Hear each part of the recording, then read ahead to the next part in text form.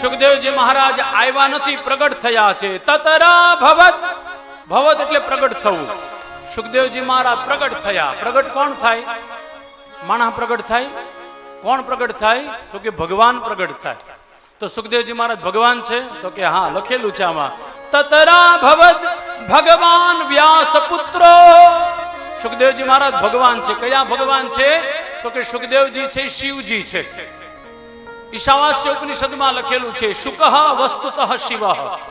સુખદેવજી છે એ શિવજી છે. અને શિવજી આવ્યા, સુખદેવજી આવ્યા. જે સુખદેવજીને ઓળખતા હતા ને એ બધા લાંબા થઈ થઈને ડગલામાં પગે લાગવા લાગ્યા. હો, અને જે નહોતા ઓળખતા એ બધા એને પથ્થર માળવા લાગ્યા. સમાજનો આ જ નિયમ છે. હો, સમાજ છે ને ઓળખતા હોય ને એ બધા પગે લાગે, પણ ન ઓળખતા હોય ને એ બધા કાંકરા જ મારે. જેના મંદિર પાસે બેઠા છે ને બજરંગદાસ બાપાને જે નહોતા ઓળખતા ને એ બધા ગાળો દેતા હતા બજરંગદાસ બાપાને. અને પાછળથી આપણે જય બજરંગદાસ બાપા, જય બજરંગ. આ દુનિયાનો નિયમ. પાછળથી બધા આરતી કરે. જીવતા હોય ત્યારે બધા ગાળો આપે. હો,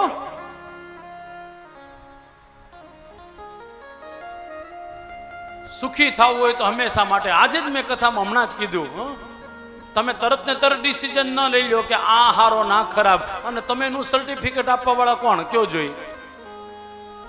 હું તો જાહેર કથામાં કહું છું, એ તમારા કરતા કોઈ વ્યક્તિમાં થોડું પણ સારું જોવા મળે ને, સમજી લેવાની બહુ ઉચ્ચ કોટીનો માણસ છે. કારણ કે તમારાથી ક્યાંય આગળ પહોંચી ગયો છે. એને હાથમાં માળા લીધી, સમજી લેવાનું કે મારા કરતા એને પુણ્ય વધારે કર્યા છે. એ મંદિરમાં બેઠો છે, કથામાં બેઠો છે, પછી ખોટી નિંદા કર્યા કરતા છે ને એ માણસને મનથી પગે લાગો. જાહેરમાં તો આપણે બહુ ભોઠા પડવા માંડ્યા છીએ. એની કાંઈક લાયકાત આપણા કરતા ઊંચી છે, એટલા માટે એ મંદિરમાં છે, એ ભાગવતમાં છે, એ હાથમાં માળા લે છે, એ સમજી લેવાનું એને બહુ પુણ્ય કર્યા છે. બાકી ડોંગરે બાપાના શબ્દ સાહેબ, અહીંયા આવવા માટે કરોડો જન્મના પુણ્ય જોઈ. અહીંયા એમને નથી આવવાતું.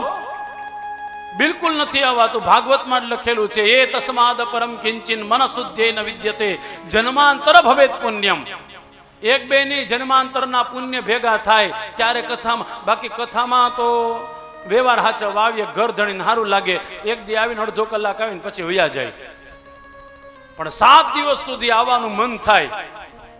અમે આવીએ પેલા આવવાનું મન થાય. અમે મંગલાચરણ કરીએ, તમે હારોહાર મંગલાચરણ બોલો, અમે જઈને તમે હારોહાર નીકળો, તો સમજી લેવાનું કે આપણી કેટેગરી બહુ ઊંચી છે.